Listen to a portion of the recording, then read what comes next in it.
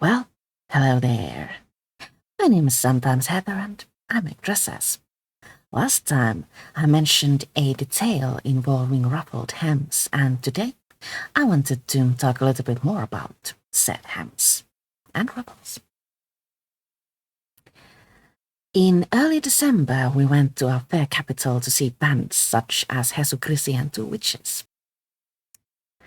I feel that special events like that deserve a new dress, so before leaving, I set out to make one.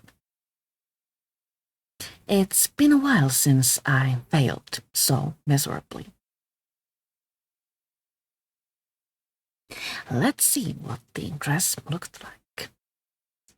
The lowest part of the hem was too narrow, the waist was oddly placed, and the part above the bust was a disaster zone. I wore something else to the event, namely this dress. But now, I really want to fix this mess. I thought I might take a pleated chiffon number I found at the flea market and use that to give the hem a bit more fullness. Originally, I cut the hem quite short and sewed a strip of fabric to the underside of the hem. I then covered the seam with a strip of lace. To alter this one, I first ripped off both the lace and the underhem.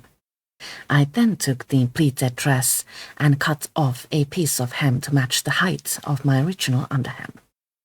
This way, I could add some volume the dress was lacking. I serged the pieces together, pinned them to the wrong side of my hem, and sewed them on. I used the original lace to hide my seam. The hem turned out pretty, but the bodice still needed work. I had bound the neckline with a narrow strip of fabric and a bit of lace. Instead of ripping out the seam, I cut the whole thing off. Then I took out the sleeves to figure out what Heather of the past had done wrong. As it turns out, my bodice was too long and too wide above the armpits. I used my trusty scissors to cut off the excess, making the bodice both shorter and narrower. I reattached the sleeves, bound the neckline with a wider strip of jersey, and it worked! I wore this to another goth event and actually got to use the words, "I'm almost ready, just need to cut up my dress a little bit" before leaving. I'm really happy about the way my dress turned out, though it still has a bit of extra around the waist. Let's play dress up to hide that. Sewing doesn't always go according to plan. Fabrics have a mind of their own and details can run amok. Instead of throwing out a failed project, it might be better to reuse materials and salvage what can be used again. I hope you've enjoyed this video.